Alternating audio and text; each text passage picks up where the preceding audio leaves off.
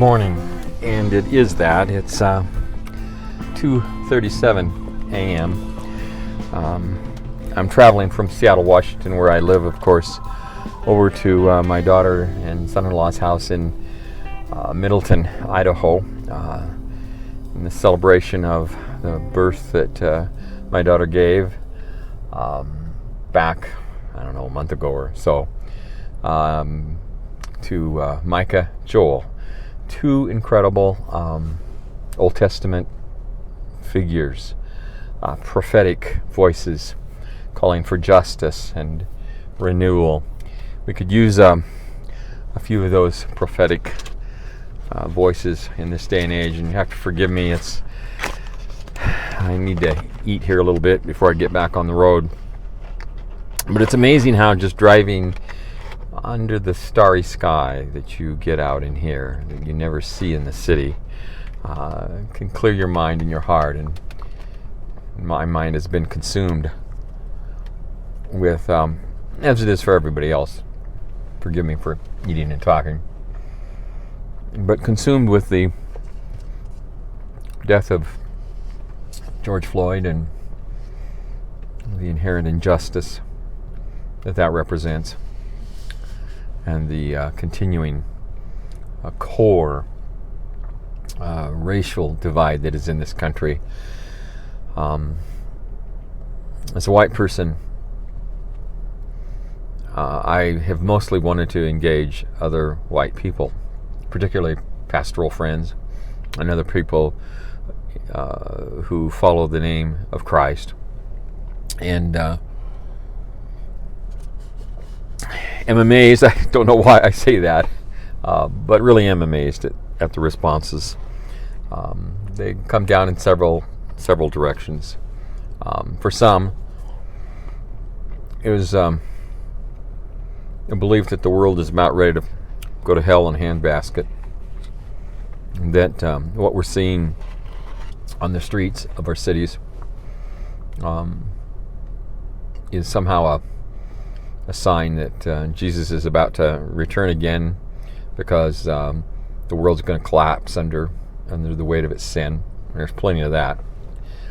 The interesting thing is, in my tradition, it's sad because it's not the birth of our tradition, but in my tradition, sin is all personal.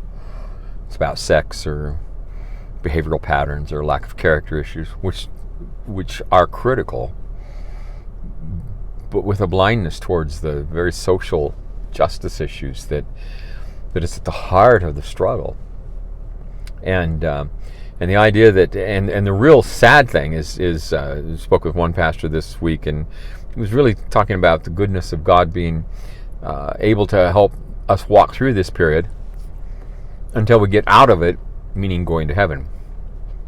I thought, wow, what a sad hope. Not going to heaven's the eternal life that is going to be breaking in upon the earth, that we are going to be very much a part of, and the renewal of all things is a great hope. It's my own hope, actually. But that somehow is a ticket to ride some kind of eternal airplane out of here while the world burns is just, it's not the gospel. It's not what the early church believed or taught. It's not what attracted slaves and attracted the poor. What attracted the poor is the belief that there was in fact a good God, and justice was going to be breathed upon the earth, and that the day of shalom, the day of God making everything right, would come. That's why Luke didn't spiritualize the issue. He says, blessed are you if you're poor financially, because you're going to be rich, and woe to you who are rich now. You have your reward. This thing's going to turn around. That was an incredible statement, incredible hope. My tradition is born in that, and yet turns a total blind eye. Not in the sense of caring. I don't know any more loving people than the people in my tradition, often. I also know a lot of resentful, horrible, don't mishear that, but the truth is, character transformation, which really does take the work of the Spirit of God in us, when it's compelled by love, especially a thankful spirit when God has not only saved you from something horrible, does produce a thankfulness and a generosity that you just don't find anywhere else. It's fun to watch when it happens, and I see it. We have a gentleman in our church and a lady, Chuck and Alice, that are just symbols of that. And there are many others, but it's just generous. There's nothing in their spirit. There's nothing they wouldn't give to financially, personally, emotionally. So I don't mean to disparage my tradition in that sense. There's so many good things that come from it. The belief that everything that we do is a gift to God, and therefore, if I'm going to be a nurse, I'm doing it for God. If I'm going to work in the financial management, it makes a difference in the way I treat the employees. Makes a difference in the wages I pay. Those things that I find in my tradition on an interpersonal level that often has great integrity, and I don't necessarily see it everywhere else. And so it's not like I'm hopeless, but boy, when it comes to social justice issues, there is so much defensiveness to be found. So on the one hand, you have this perspective. It's not my battle. My battle is to get as many people to heaven as I can, and certainly treat people well. And if I can make something right, I'm going to do it if it's in my sphere. But beyond that, it's not my battle. So that's the one. And so for those who are in that tradition, they don't focus on, though they grieve with George, they don't focus on that, and certainly not the social justice issue inside that. They focus on the fact that there are riots, which in and of itself is sad because I'll get to that.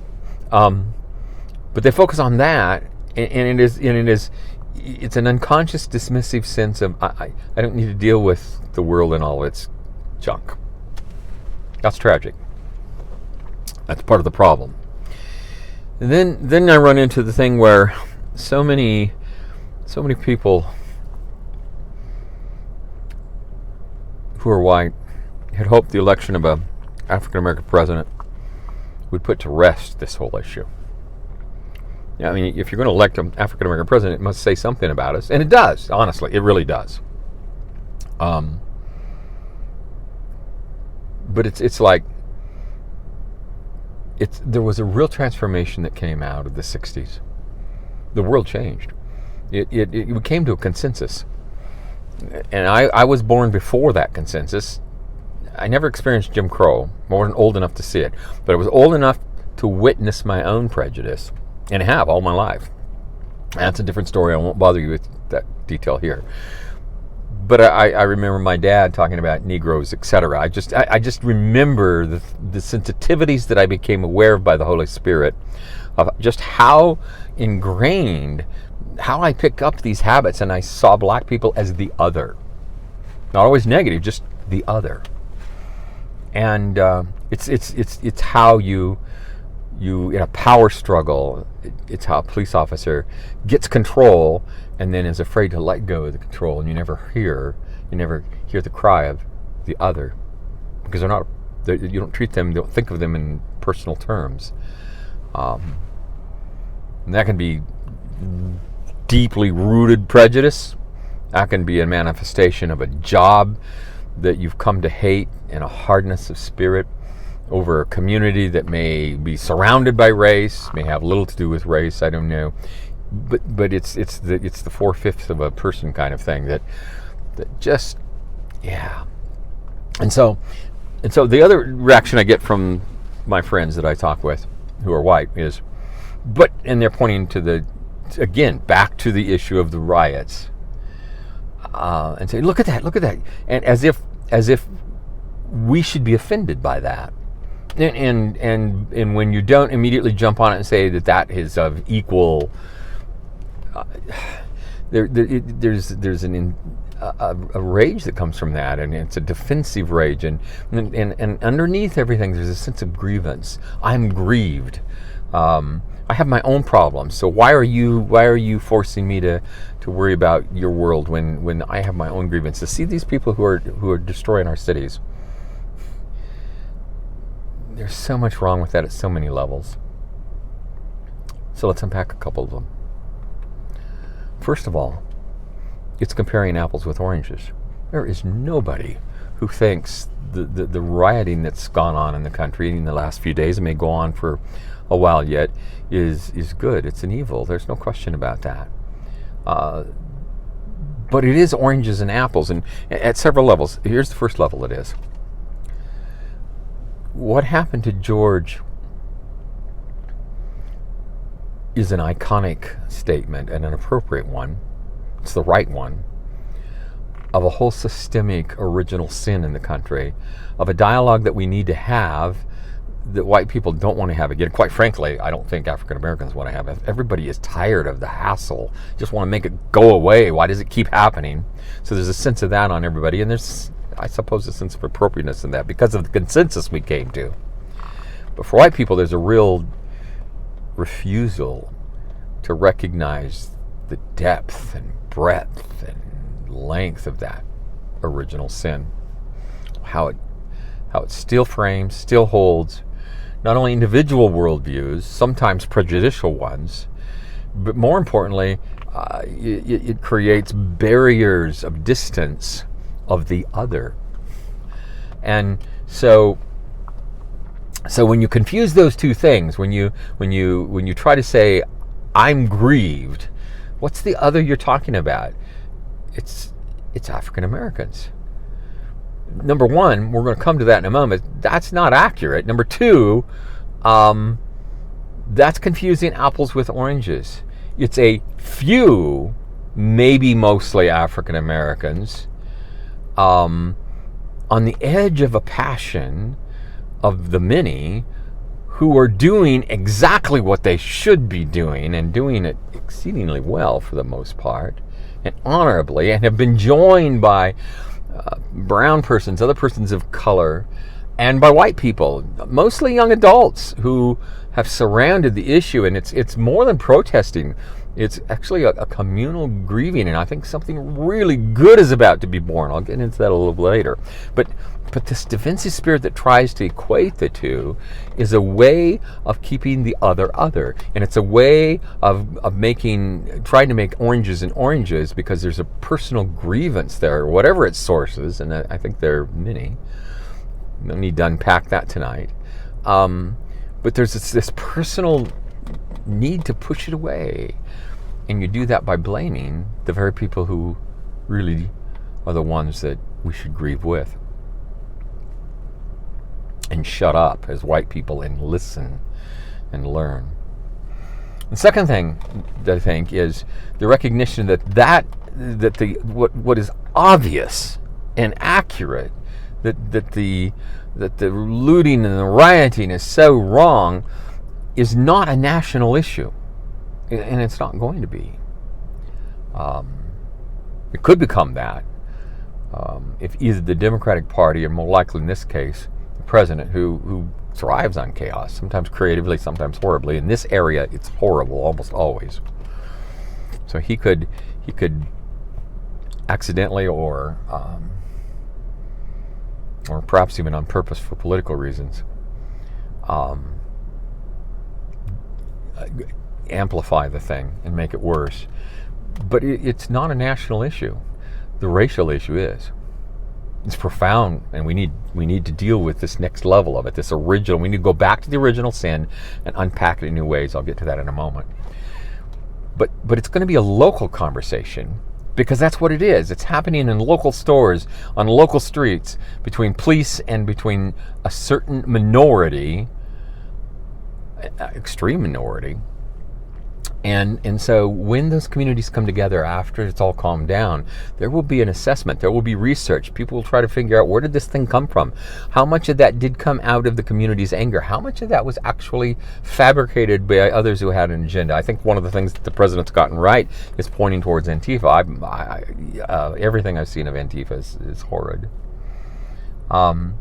And the mayors of the cities, D.C. and Atlanta and others, have confirmed that the records the police are finding is that most of the people they're arresting are out of state.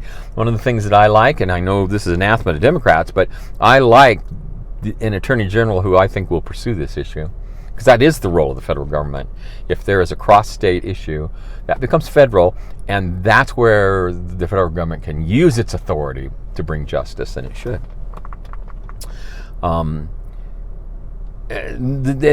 so this is a local issue, and it needs to be handled at the local level, because it's not a national issue, and pray God that it doesn't become. It could, but I pray God that it doesn't. But it will be if we try to equate these two issues, if we inflame it that way.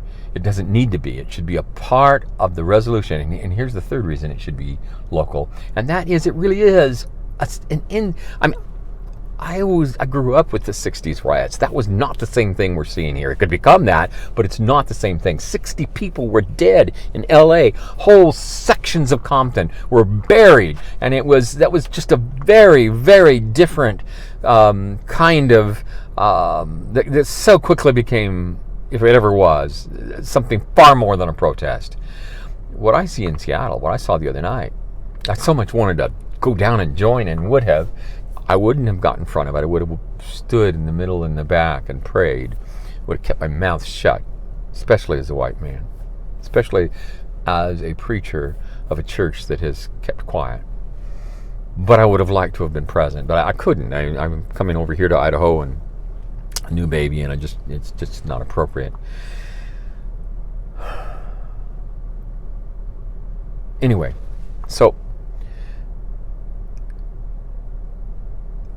what I saw in Seattle was maybe 1,000 people, young adults, brown, black, white, lots of different coloration, saying please to officers, and a lot of anger, yes, but it was passion. It was more than a protesting. It was that, and it was healthy and it was good, but it was a communal grieving.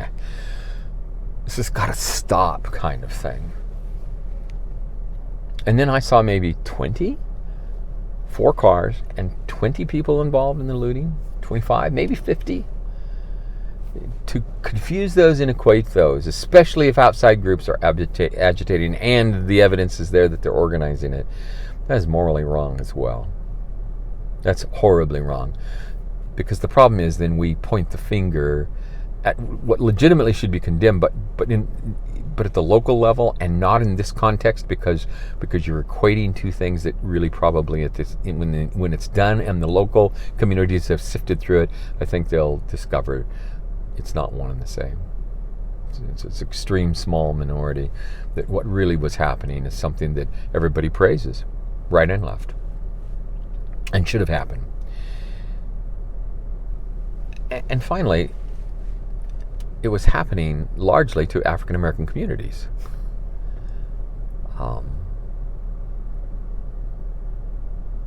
That wasn't true in Seattle. It was downtown, but in Minneapolis and other areas, the destruction comes in those same communities. So I just want to say to my white friends, back off. Listen and pray. Walk in reverence instead of accusation, as though we have a grief that even comes close to the multi-generational griefs of the great-great-great-great-grandpas whose families were destroyed, and then the great-great-great-grandpas who had new land but didn't have the economic means to produce from it and with it, and ended up going to the banks, who then put them in indentured servitude under their previous landlords. And though they, quote, owned it, they really didn't.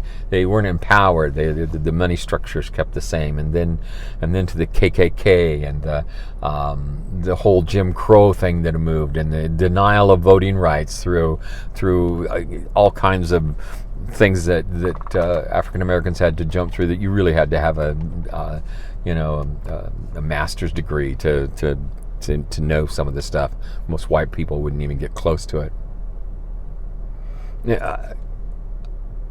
And each generation, the parents would say, live with this thing. Be like Christ.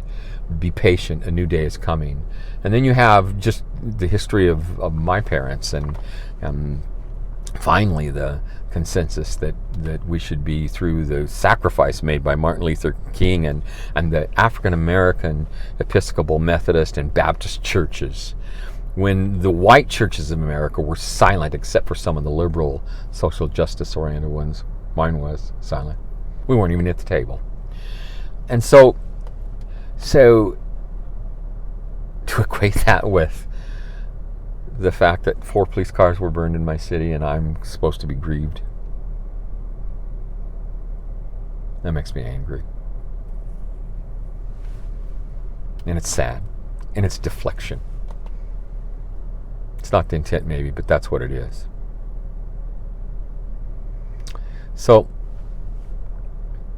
what's emerging from this? And I say to my pastoral friends, I say this to my fellow white Christians, is a new synthesis, not a consensus that we came to. Because there was a radical change in the 60s. The legal barriers really have fallen. It doesn't mean that the system is good. It doesn't mean that, there are still so many wide gaps. I was in a session with Ron Sims, I think it was. Can't remember. Anyways, King County executive, and he mentioned that King County in Seattle, where I live, is the most racially segregated county in the United States, and he had the evidence, the demographics to prove it. Now, we perceive ourselves as the most open and liberal and accepting, and on the surface we are. In Seattle, you have every culture mixed, and that is a change. You have African Americans and whites that are truly in the workplace friends, sometimes beyond that. Not in the church. The church, by and large, is still a very divided, segregated place. But he says, we, by the demographics, black people are still in their area, white people in their area, poor white people are in their area. And there is real margins. I saw that vividly when I was in another city in the United States recently. And I guess you get used to it in your own city, so you don't hear the person saying, "Let me breathe." You don't see. They become 4/5 of a person, if you will. So there are so many gaps. If my son growing up did some stupid things, God knows he did, the authorities would simply say, "He's a kid. Let's redirect him." The chances, though, if he was African American, that he'd end up in juvie, I didn't have dad, is so much greater. The stats are real, and they're significant in education, in going into the juvenile system, in housing access, in income access, the ability to start businesses, et cetera, et cetera, et cetera. The gaps are amazing, and the disparity is getting greater. If employment goes down to 4% for the nation, you can bet the African American is still up around 7 to 15%. Now, most recently, and I think you have to give some credit to the president. Democrats are going to hate this, but I really do believe the policies of this administration have begun to address some of the opportunity issues. Because I think private industry can do some things, and the new zonings, and then getting some social justice in the criminal system. Those are things I think you have to give this president. I just hate the system where we can't applaud anything in the man. We have to hate everything on the one side, and on the other side, on my side, because I'm a Republican. It's man, the guy does no wrong when there are several things that he does that are horribly wrong. Much of what he says, 20, 30, 40% of it is ungodly, it's demeaning, it's in your face, it's all about power. You see that this week. He thinks in terms of power. The whole American First thing, that is not what God created this country to be. We are a blessed country. But we are blessed for a reason that we have forgotten. We are blessed to be a blessing. And we're not blessed because it's not manifest destiny that it's supposed to be a white country. What's manifest, and what I believe God blesses is this is supposed to be a color-filled country. The one place where no matter where you are, whatever liberty you've been denied, you can come to America. And the degree to which we are denying that and making policies that inhibit that, we are opposing God in that, and we will pay a price. What the president did going to last night, and the disbursement of the those who were just protesting in order to do whatever it was. That's blasphemy. It's a deeply profound misuse of the authority of the office. It goes back into the history of our freedom. The government doesn't have the right to do that and misuse sacred space. So, as a Republican, I want to be in a position to tell my president, and he's my president, whom in some ways I'm very proud of, who really is blowing up a lot of the corruption and a lot of the power of the government that just inhibits and gets in the way, and it's not creative, but in other ways is doing some things that are anathema to the Bible. I want to speak to both sides of that. I have to as a Christian. Well, here's the real issue. We have a consensus of a colorblind country that we've made some progress on in the public square. Precious little process beyond that. But in bringing down barriers, we've made some serious progress. Legal progress, etc. But a colorblind society is based on a negative principle. It's based on the idea that we don't let the prejudice of looking upon color be the barrier it's been.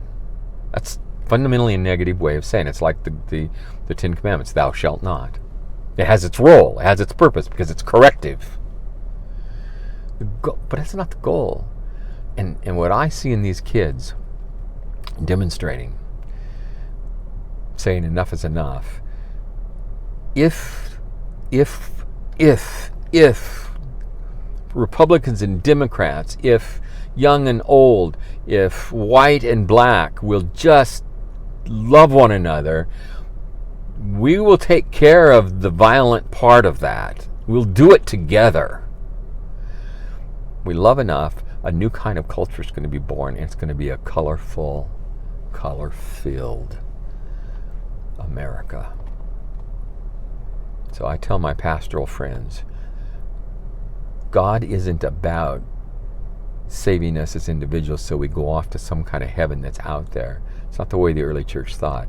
Heaven is more like what we think of in science fiction in those days. They thought of the principalities of the air of being just around you. They didn't have a view of the cosmos. They didn't have the telescopes we have. They didn't think the world is round. So heaven was the same space, unseen, where God used to rule. And so when Jesus says, your kingdom come, your will be done on earth as it is in heaven, there was no imagining that we were saved to go someplace else. The imagining is the day of shalom, the day of renewal, the day of resurrection is coming, and God's kingdom, like his unseen around us where God still rules, is going to break in up on us here. I'm not without hope. It may get worse before it gets better. We'll love our way through this. Church, wake up. White people, the only person you need to have empathy in this situation for is George. And we need to see ourselves in that white cop instead of dismissing him as evil. What is it that allows a man who is a peace officer to not see and hear a person made in the imago Dei, the image of God? What is it in me, in you, that makes us do that? That lets systems of justice and systems of economics and systems go on forever, where we do not see the impact upon certain communities, certain groups. We don't see the homeless as people. We see them as however we view them, etc., etc., etc. I'm that white cop. That's where I need to listen and ask God, how can we, for that cop and other cops who carry a burden like nobody else does, they're at the center of the battle. How do we return them to being peace officers? How do we give them the skill sets to disarm and de-escalate issues? How do we stand with them and beside them in the risks they're taking instead of spitting in their face sometimes? How do we at the same time hold them accountable when they don't see and hear the very people they're supposed to serve. And how do we do that with one another? Tell you how we don't do it, by pointing at the other, saying, but see what they do. If you can't call that injustice, don't talk to me about the other. That's a bunch of bull. It misses the point. Of course it's wrong. But it's an issue that will be dealt with. The real issue is the one these kids have their finger on. Yeah. And that's where Jesus is going to be. That's where you're going to be, and it's where I'm going to be. God bless you.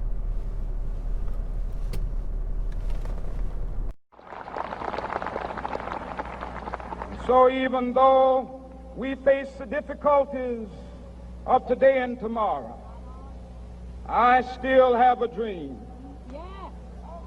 It is a dream deeply rooted in the American dream. I have a dream that one day this nation will rise up and live out the true meaning of its creed. We hold these truths to be self-evident, that all men are created equal.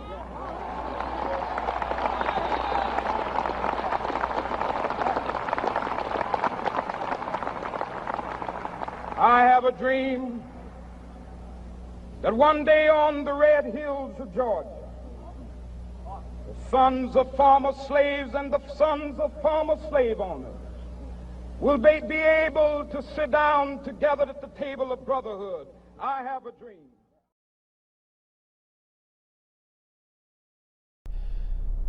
You were forgiven. The world is forgiven. You were saved. The world is saved. Jesus Christ coming, life, death, passion, resurrection, changed everything. And our call is to open up, to break down the barriers, to open up the gospel so that everyone recognizes they are inside this story. God bless you.